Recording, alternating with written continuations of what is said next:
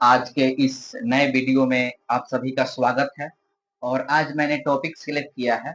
यहाँ से अक्सर क्वेश्चन पुनः आपको हमेशा किसी भी कॉम्पिटिटिव एग्जाम में यहाँ से प्रश्न अक्सर आते रहते हैं और आज का हमारा टॉपिक है संविधान की प्रस्तावना या दूसरे शब्दों में कहें तो प्रस्तावना कहें या उद्देशिका, दोनों एक ही मतलब होता है।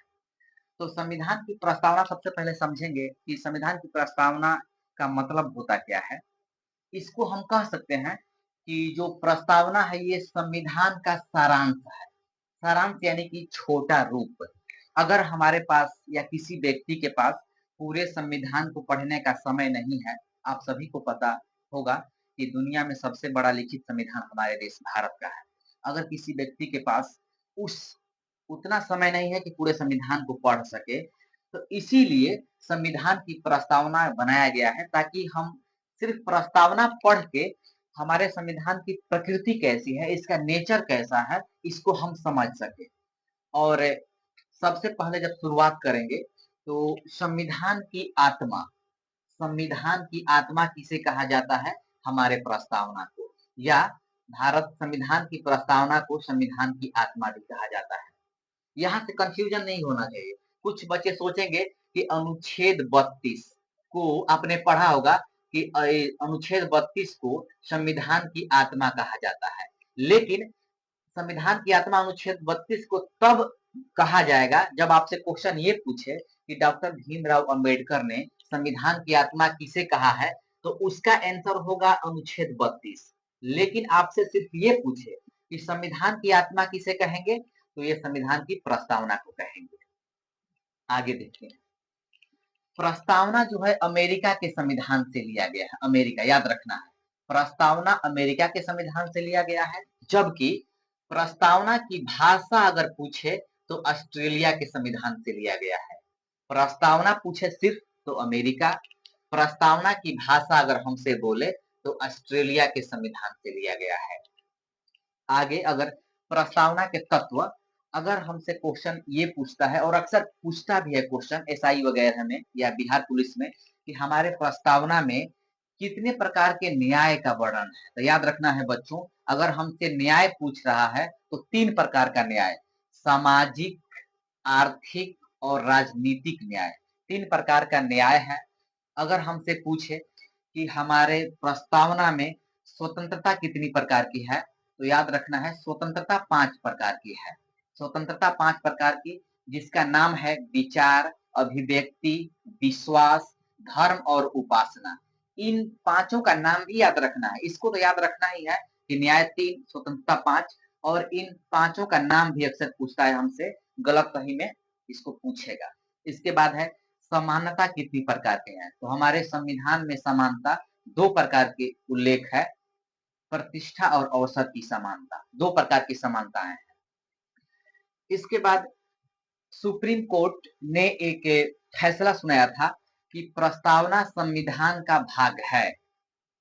प्रस्तावना संविधान का भाग है, ये निर्णय सुप्रीम कोर्ट ने केशवानंद भारती बनाम केरल केस 1973, डेट भी याद रखना है, उसी समय यह फैसला आया था।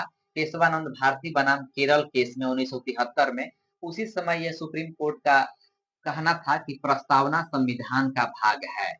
प्रस्तावना संविधान का भाग है। किस फैसला में आया था, तो सुप्रीम केशवानंद भारती बनाम केरल केस। और इसके बाद हमसे पूछता है क्वेश्चन कि प्रस्तावना में 3 नए शब्दों जैसे समाजवाद, धर्मनिरपेक्ष और राष्ट्र की अखंडता या अखंडता शब्द जोड़ा गया। कब जोड़ा गया, तो 42वां संविधान संशोधन 1976 में। 42वां संविधान संशोधन 1976 में हमारे प्रस्तावना में 3 नए शब्दों को जोड़ा गया, जिसका नाम था समाजवाद, धर्मनिरपेक्ष और राष्ट्र की अखंडता या अखंडता शब्द जोड़ा गया।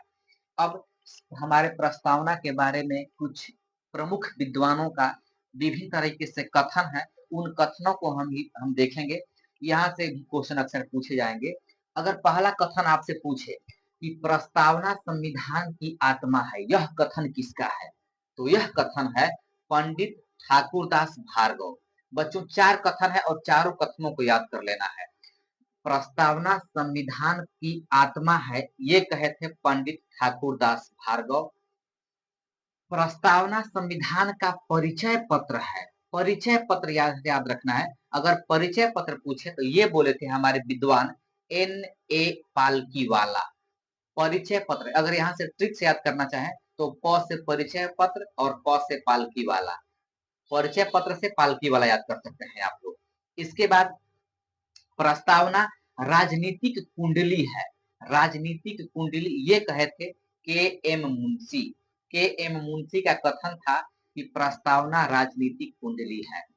और नेक्स्ट और अंतिम, प्रस्तावना संविधान की कुंजी है। अगर यहाँ से क्वेश्चन पूछे ये कथन किसका है कि प्रस्तावना संविधान की कुंजी है, तो ये कथन है अर्नेस्ट बारकर का।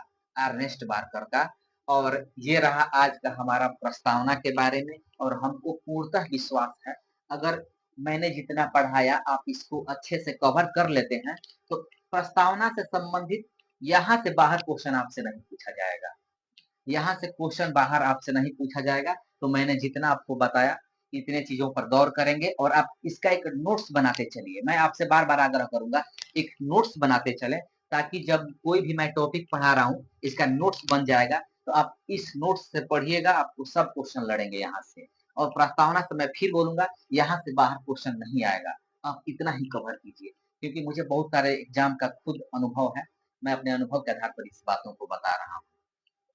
ठीक है, धन्यवाद। मेरे इस चैनल को सब्सक्राइब करें और आप नए हैं तो लाइक करें। धन्यवाद।